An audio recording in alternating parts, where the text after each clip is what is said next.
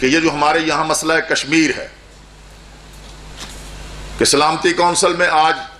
وزیر اعظم پاکستان اسے اٹھا رہے ہیں اور بھارت کا وزیر اعظم کہتا ہے کہ یہ فورم نہیں ہے اسے حل کرنے کا. یہ مسئلہ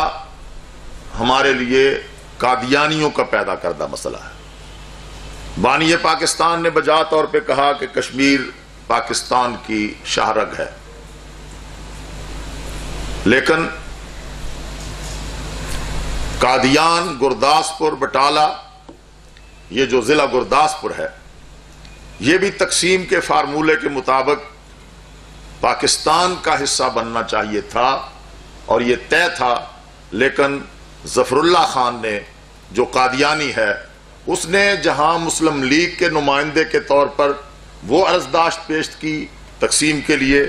وہاں اس نے قادیانی ہونے کے ناطے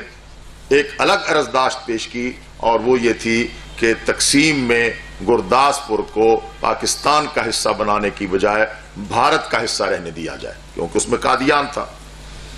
اور آپ جغرافیہ دیکھ لیں، کشمیر کے لیے اور کوئی راستہ نہیں تھا بھارت کے لیے سوائے ضلع گرداسپور کے، اور اسی راستے کو اختیار کرتے ہوئے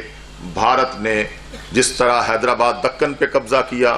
اور ریاستوں پہ قبضہ کیا، اسی طرح ریاست کشمیر پر بھی اس نے قبضہ کیا. اور پھر آج ہم جسے آبی جارحیت کہتے ہیں، یا آج ہم جسے سیلاب اور قدرتی آفت کہتے ہیں،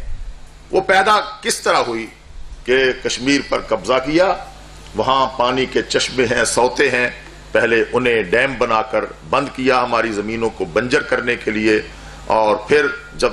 پانی ان کے پاس زیادہ ہو جاتا ہے، سنبھال نہیں سکتے، ضرورت سے زائد ہوتا ہے، تو وہ اسے ہماری طرف کھول دیتے ہیں اور ہماری آبادیاں تباہ و برباد ہوتی ہیں. قادیانیت اس سب کی ذمہ دار ہے.